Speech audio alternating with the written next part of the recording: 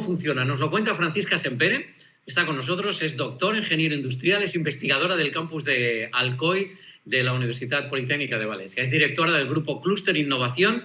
Bienvenida. ¿Qué tal, Francisca? ¿Cómo estás? Hola, ¿qué tal? Buenas tardes. Un placer estar con vosotros. Cuéntanos de todo lo que hemos leído sobre esta herramienta. Yo creo que nos da buenas noticias, ¿no? ¿Cómo funciona? A ver, para que entendamos, en fin, el común, este modelo de simulación. ¿Cómo funciona esta herramienta?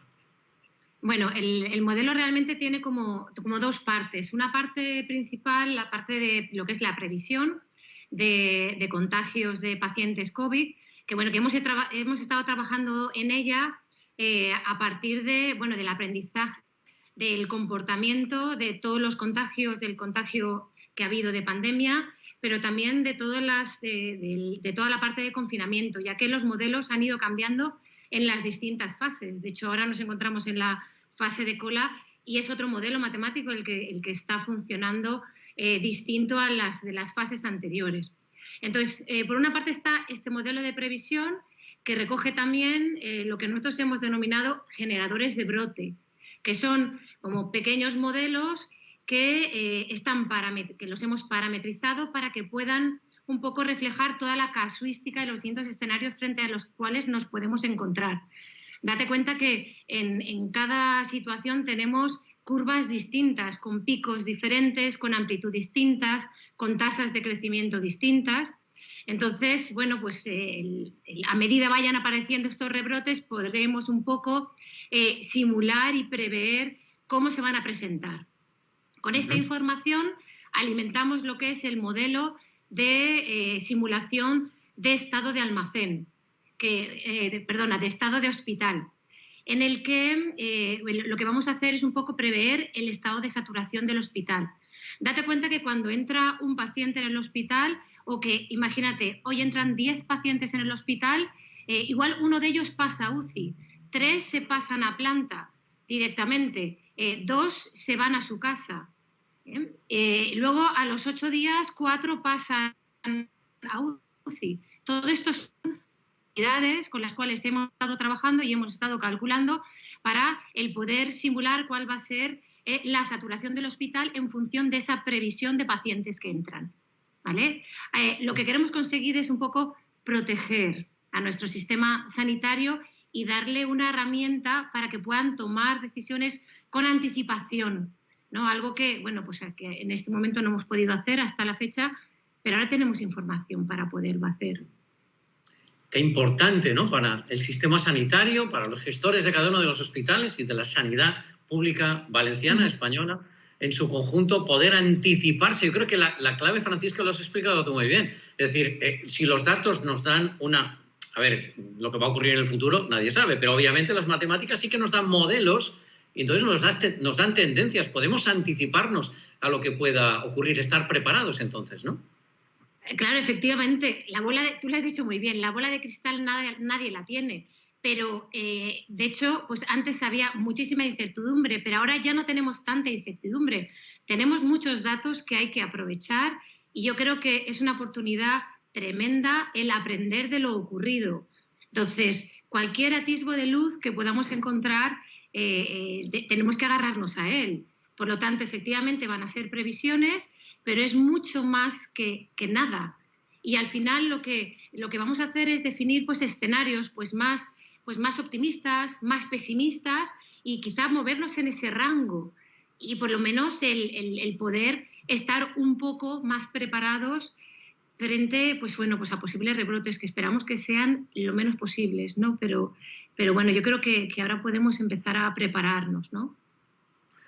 Claro, ese es ahora que empezamos a disfrutar en algunas comarcas de esa fase 1 de la desescalada y esperamos que pronto, tan lejos como el lunes, sea para el resto del territorio valenciano. Esos rebrotes específicos, está claro que además tenemos estrategias sanitarias de controles de test PCR, también de contactar con las personas, de trazar los contactos de esa persona infectada, de aislarlos. Claro, todo eso realmente es muy importante. Eran cosas que no sabíamos o que no habíamos implementado cuando empezó la pandemia. Este modelo va a ayudar precisamente a que esos rebrotes, anticiparnos a ellos. Me parece en fin, lo que habéis hecho algo realmente extraordinario. Pero ¿cómo consigue el modelo, sin entrar en explicaciones técnicas que no entenderíamos, pero cómo el comportamiento de futuros movimientos de la enfermedad, y como tú decías, con tantas variables, con enfermos que están en gravedades diferentes, etcétera, cómo consigue el modelo dar una propuesta de cómo va a evolucionar en un momento determinado? Me parece alucinante. Nosotros por eso lo que son los modelos de rebrote los hemos parametrizado. Hemos definido muchos parámetros que tendremos que introducir a medida vayamos teniendo información. A medida veamos bueno, fíjate que podemos tener distinta casuística, es decir, desde brotes muy específicos y concentrados, pues igual pues en residencias de mayores o en empresas con dimensiones, imagínate una empresa de 200 trabajadores donde ha habido un brote allí. Entonces, de repente nos vamos a encontrar quizá pues, con 80 contagiados, ¿no? Tendremos otras situaciones que sean contagios con una velocidad más lenta, ¿no? Más dosificada. Entonces, hasta que no empiezan a ocurrir, no vamos a poder determinar cuál de ellos es y cómo está creciendo. Lo que sí que podremos determinar es, en base a ese crecimiento, el impacto que vamos a tener en la saturación del hospital, ¿no? Claro, ese impacto me parece importantísimo porque tú lo decías anteriormente, eso da información, permite planificar, permite gestionar nuestros recursos sanitarios, camas disponibles, UCIs, etcétera. Me parece algo absolutamente fundamental. Tengo entendido que también los resultados nos darían, ¿cómo decirlo?, como una especie de mapa, por así decirlo, de la epidemia y de su evolución. Claro, cuanto más sepamos cómo se comporta el virus, y cómo se extiende en nuestra población, pues claro, mejor preparados estaremos para esos brotes. Digamos, ¿cuál sería, digamos, ese mapa valenciano, por así decir, de la epidemia que puede trasladar el modelo? Bueno, nosotros hemos trabajado principalmente con un área de salud, el área de salud de Alcoy. Es un área de salud que tiene con las dimensiones son medianas, es decir, estamos hablando de alrededor de unos 150 casos COVID ingresados en hospital. Los datos desde el punto de vista estadístico para validar bien y definir bien los modelos de probabilidad. Y luego tenemos que entender otra cosa, que lo que son cada una de las áreas de salud está teniendo un comportamiento distinto porque la movilidad de sus ciudadanos es distinta, las características de la población son distintas.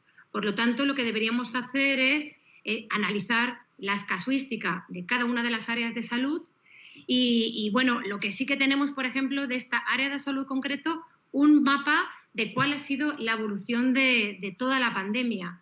Y tenemos definidos, pues también por edades, el impacto que ha habido. Es decir, al final, esto traducido a nivel empresarial, porque bueno, yo soy ingeniero y me dedico a temas de eficiencia, de productividad empresarial. Un hospital es una empresa que hay que gestionar. Y para gestionar necesitamos indicadores. Entonces, si tenemos un pequeño cuadro de mando de indicadores que nos da información para poder tomar decisiones, esto es, eso es esencial. Cualquier directivo en cualquier empresa necesita indicadores y ese cuadro de mando para realizar una buena gestión, ¿no? No se trata simplemente de tener un mapa fijo de lo que está ocurriendo hoy en día, sino también irnos atrás y decir, vale, tenemos tantos ingresados hoy en UCI, pero ¿cuál ha sido su evolución? Y tener la foto diaria todos los días para un poco pues, poder pensar que, bueno, pues en pocos días irán saliendo, porque ya llevan 20 días o 30, ¿cuál es su evolución? ¿Vale? Bueno, esta es un poco mucho en los rebrotes, ya lo estoy viendo. Además, Francisca Semperio lo explica fenomenalmente bien. Lo fundamental para el rebrote es que quien nos estáis viendo, distancia social, distancia física, ¿vale? Porque social estamos juntos, pero distancia física, normas de comportamiento, higiene, esto es absolutamente fundamental. En nuestras manos está. En cualquier caso, la epidemia y este virus tiene muy mala baba. Por tanto, cuantos más herramientas tengamos para ayudarnos, y de verdad que lo que nos ha explicado Francisca nos deja más tranquilos. En nuestras manos, de todas maneras, y en nuestra responsabilidad está el que no haya en esos rebrotes. A mí me alegra además mucho poner en valor precisamente ese potencial innovador que tenemos además en nuestras universidades valencianas. Oye, y el nivelazo que tenéis y el compromiso que tenéis con nuestra sociedad, Francisca. Gracias. Muchas gracias a vosotros. Muchas gracias. Ha sido un auténtico placer. Muchísimas gracias. Se llama Francisca Sempere. Forma parte de un grupo de investigadores y de responsables de hospitales públicos, la FE, el Hospital Maedou de Siris de Alcoy, que ha elaborado este modelo que va a sernos de mucha ayuda para anticipar decisiones, especialmente en el ámbito sanitario, para preparar nuestros hospitales en el caso de rebrote. Vamos a hablar